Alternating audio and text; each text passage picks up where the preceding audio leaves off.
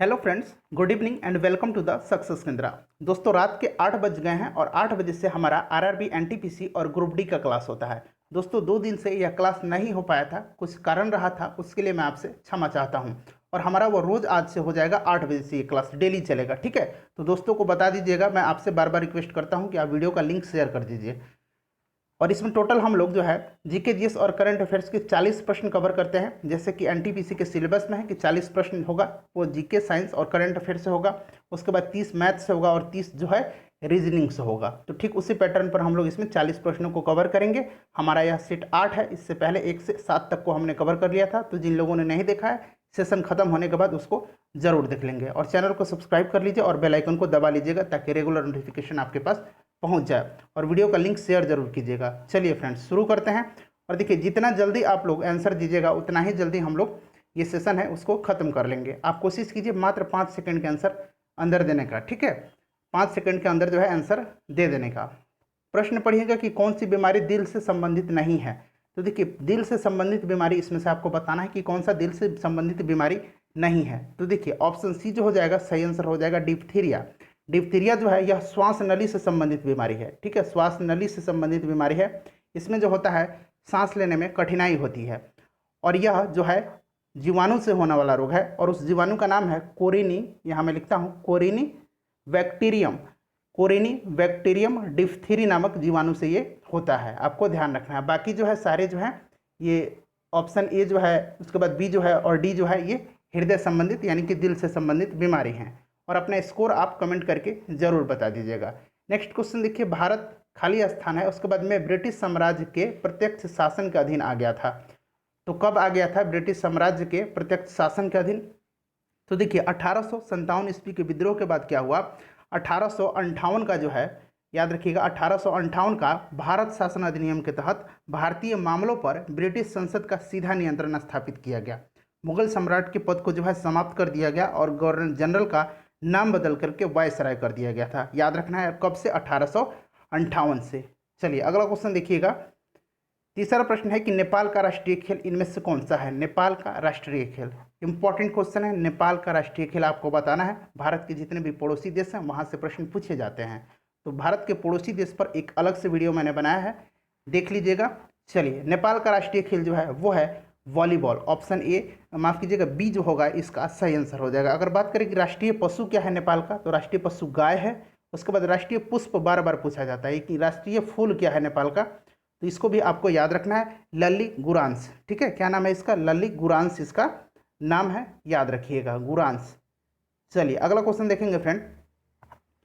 Question number 4 है, और मुझे बोलना ना पड़े कि बार बार कि आप लिंक को शेयर कर दीजिए, आप स्वयं लिंक को शेयर कर दीजिएगा फ्रेंड। अगर नहीं कर पाते हैं तो वीडियो का जो सेशन हमारा ये खत्म होगा उसके बाद भी आप लिंक को जरूर शेयर कर दीजिएगा। म्यांमार के उस राष्ट्रपति का नाम क्या है जिसने फरवरी 2020 में भारत का दौरा किया था? बताना है आपको। थोड़ा सा पहले हम म्यांमार के बारे में जानते हैं। देखिए, म्यांमार की जो राजधानी है ये इंपॉर्टेंट है। म्यांमार की जो राजधानी है वो है नैपीदौ।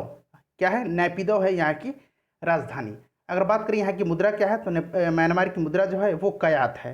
और फरवरी 2020 में म्यांमार के राष्ट्रपति यू विन मिंट जो हैं भारत के 4 दिन के दौरे पर आए थे, ये भी आपको ध्यान रखना है। चलिए अगला क्वेश्चन करेंगे फ्रेंड, क्वेश्चन नंबर 5 कि किस देश ने वर्ष 2020 में अंडर 19 क्रिकेट विश्व कप जीता है? ये प्रश्न काफ़ी इंपॉर्टेंट है और इससे जो है कई प्रश्न आपसे पूछे जाएंगे। कहाँ आयोजित हुआ है?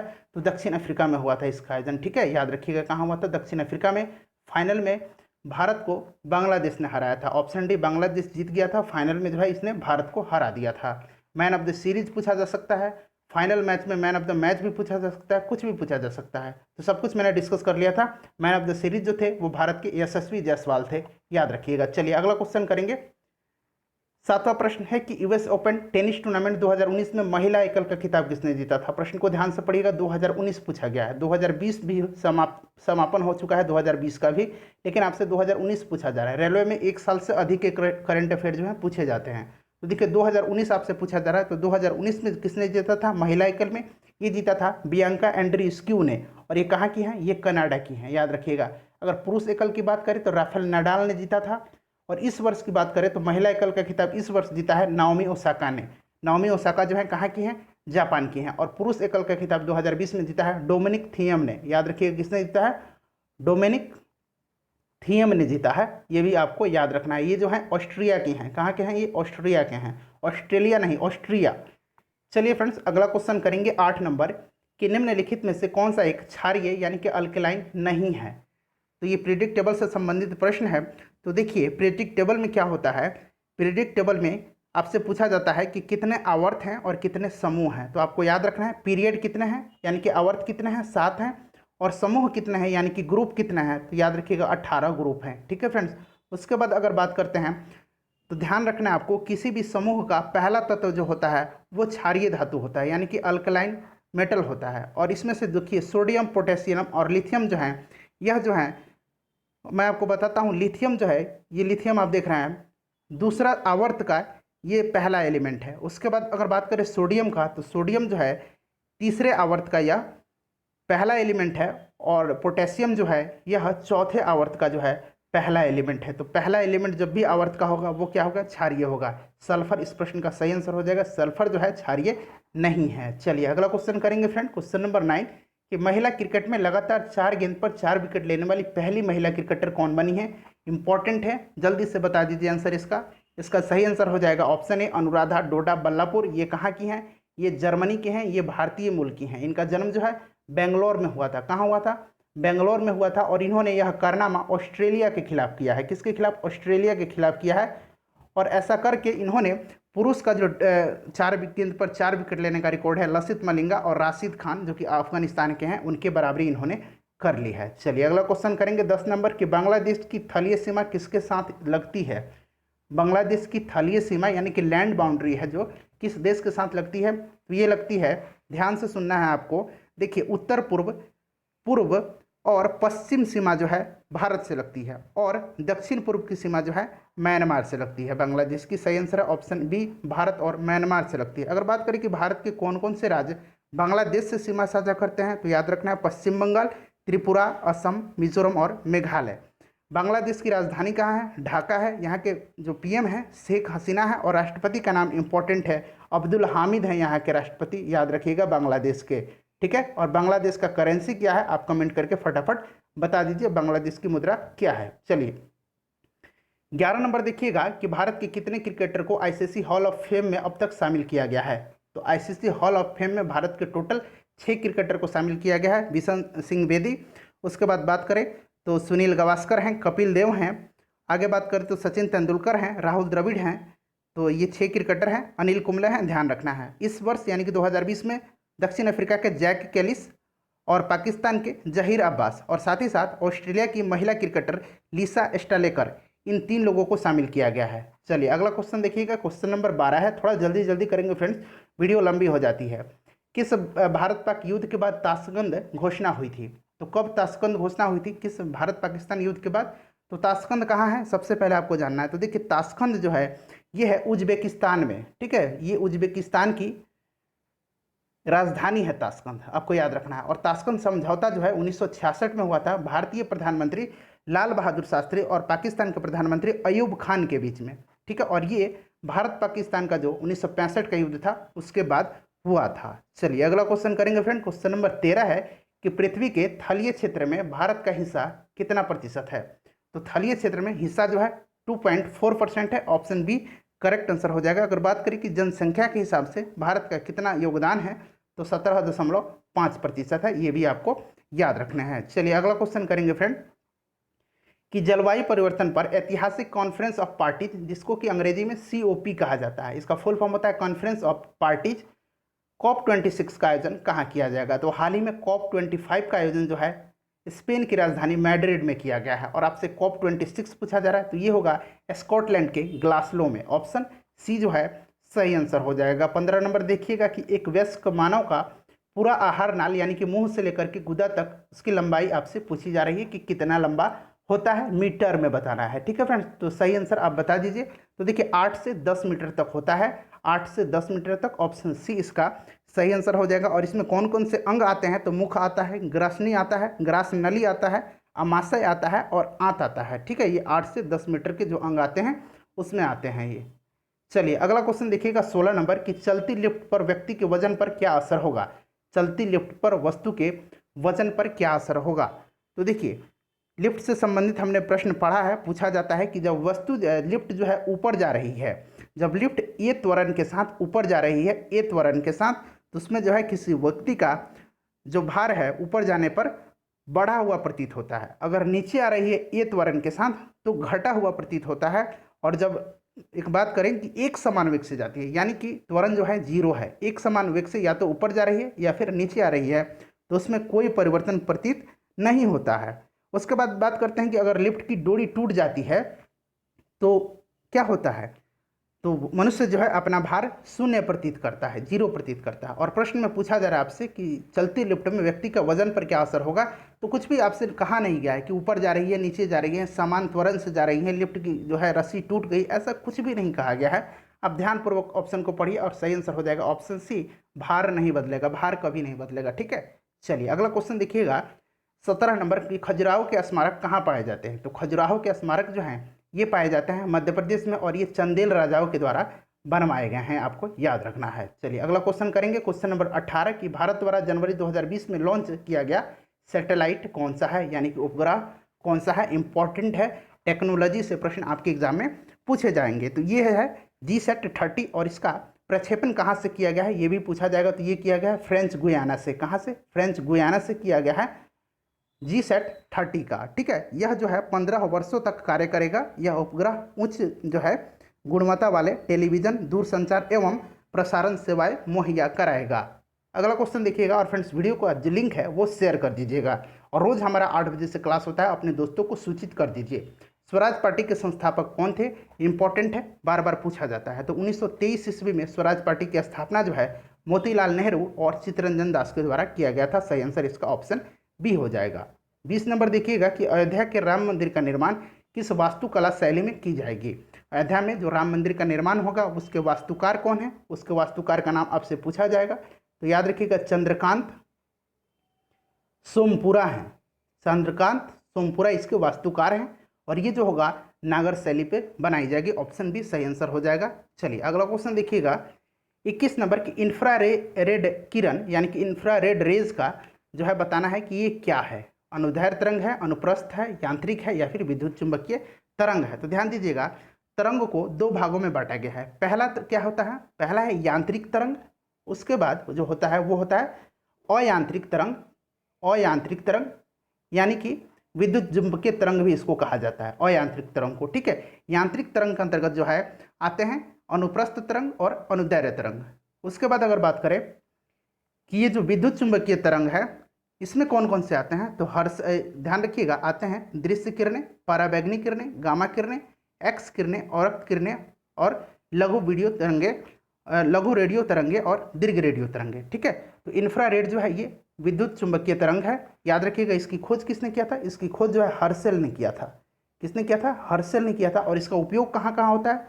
तो इसका उपयोग जो होता है वो भी आपको ध्यान रखना है, टीवी के रिमोट में होता है और कोहरे में फोटोग्राफी करने में होता है। चलिए अगला क्वेश्चन देखिएगा 23 नंबर कि स्पंज किसके अंतर्गत आते हैं। स्पंज इनमें से किस संघ के अंतर्गत आता है?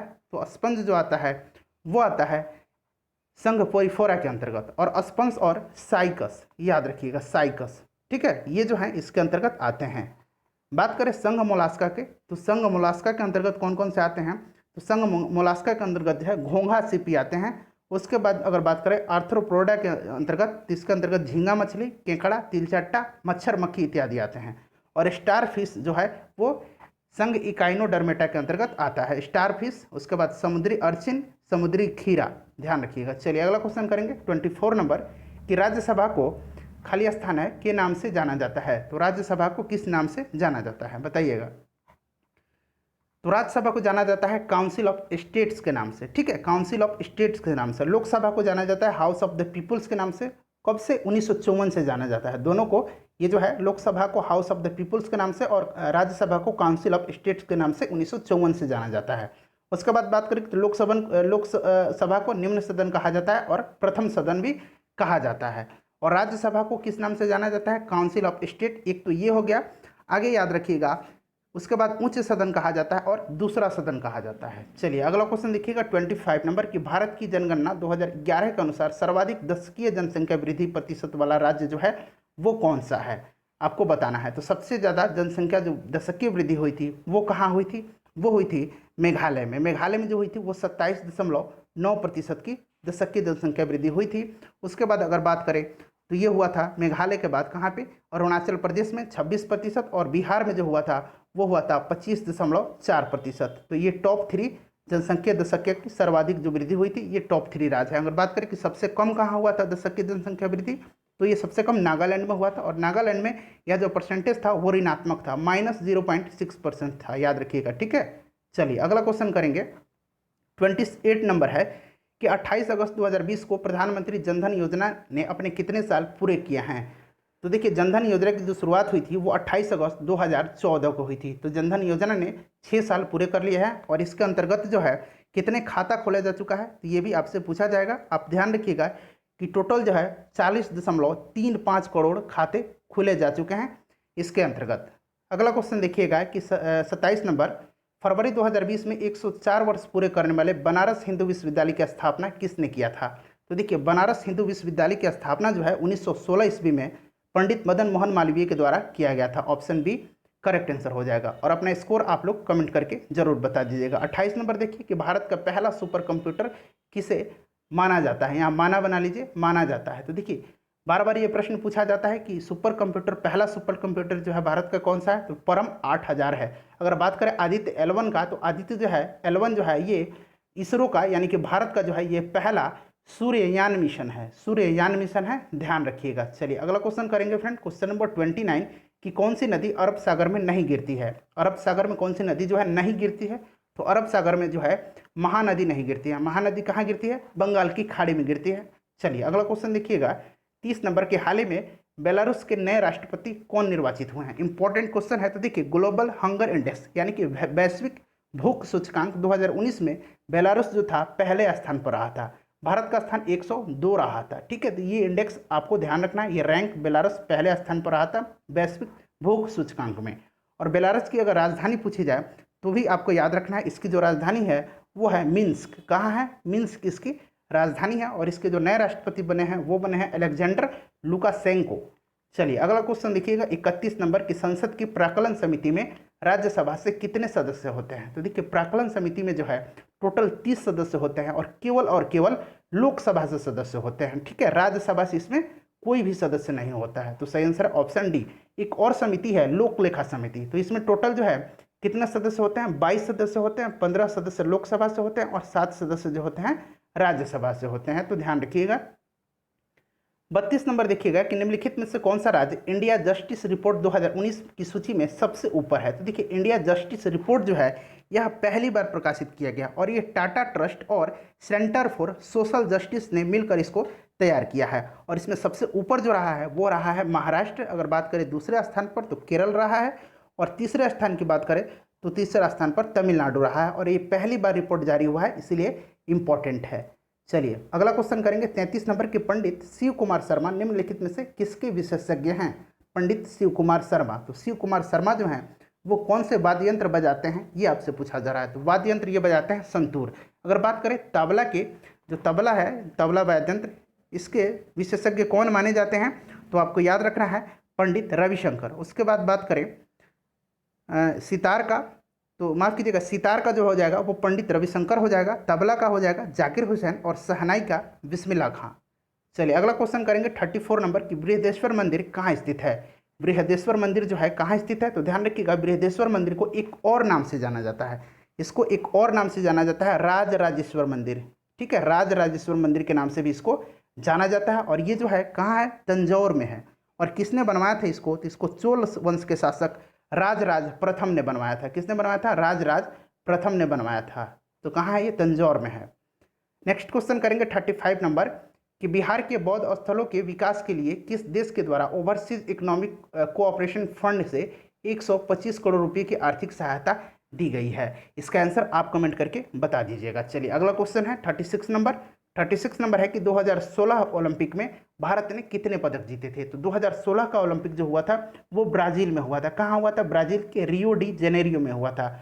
और इसमें जो है पदक तालिका में पहले स्थान पर कौन सा देश रहा था? अमेरिका रहा था, यूएसए रहा था। कितना मेडल जीता था इसने? तो टोटल इसने 121 मेडल जीता था। दूसरे स्थान पर ग्रेट ब्रिटेन रहा था, तीसरे स्थान पर चीन रहा था। अगर बात करें भारत की रैंकिंग तो भारत जो था 67वें स्थान पर रहा था। आपको ध्यान रखना, भारत ने टोटल 2 पदक जीते थे। एक जो जीता था रजत पदक जीता था और दूसरा कांस्य पदक जीता था। रजत पदक पीवी सिंधु ने जीता था और कांस्य पदक जो है साक्षी मलिक ने जीता था। अगला जो होगा 2020 वाला, यानी कि वो 2021 में होगा, जापान में होगा। चलिए अगला क्वेश्चन देखिएगा कि स्टैचू ऑफ यूनिटी की ऊंचाई कितनी है। स्टैचू ऑफ यूनिटी जो है ये कहाँ है, किस नदी के तट पर है, ये आप अभी कमेंट करके बता दीजिएगा। ये गुजरात में है और इसकी जो ऊंचाई है वो कितनी है, तो इसकी ऊंचाई जो रखी गई है वो कितनी रखी गई है, 182 मीटर में रखी गई। अगर आपसे फीट पूछा जाए तो फीट जो है 597 फीट है ये ध्यान रखिएगा। और इसके जो वास्तुकार है वो कौन है, राम सुतार हैं। इसके वास्तुकार जो हैं राम सुतार हैं, ध्यान रखिएगा। चलिए अगला क्वेश्चन करेंगे 38 नंबर की सेशल्स की राजधानी कहाँ है। इंपॉर्टेंट है, सेशल्स की राजधानी आपसे पूछा जा रहा है। तो देखिए सेशल्स और भारत के बीच में एक संयुक्त युद्ध अभ्यास होता है, उसका नाम क्या है, उसका नाम है लामिती। ठीक है, याद रखना है, ये सेशल्स और भारत के बीच का संयुक्त सैन्य अभ्यास है।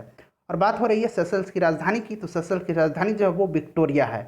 चलिए अगला क्वेश्चन देखेंगे 39 नंबर की। हाल ही में माली में सेना ने निर्वाचित सरकार का तख्ता पलट कर सत्ता पर कब्जा कर लिया है। माली की राजधानी कहाँ है, तो माली की राजधानी आपसे पूछा जा रहा है। यह एक अफ्रीकन देश है और माली की राजधानी जो है वो है कहाँ पे, बमाको। ठीक है, बमाको जो है माली की राजधानी है। अगला क्वेश्चन देखिएगा 40 नंबर की। सिंधु घाटी सभ्यता की सबसे महत्वपूर्ण विशेषता क्या थी। इसका आंसर आप कमेंट करके अभी बता दीजिएगा। फ्रेंड्स मुझे पूरी उम्मीद है कि आज का सेशन आपको काफ़ी पसंद आया है। वीडियो का लिंक शेयर कर दीजिएगा अपने दोस्तों के पास। आप फेसबुक पे हैं तो फेसबुक के किसी ग्रुप पर कर सकते हैं, व्हाट्सएप में कर सकते हैं, जहाँ भी हैं आप सोशल मीडिया में, वहाँ आप इसको शेयर जरूर कर दीजिएगा।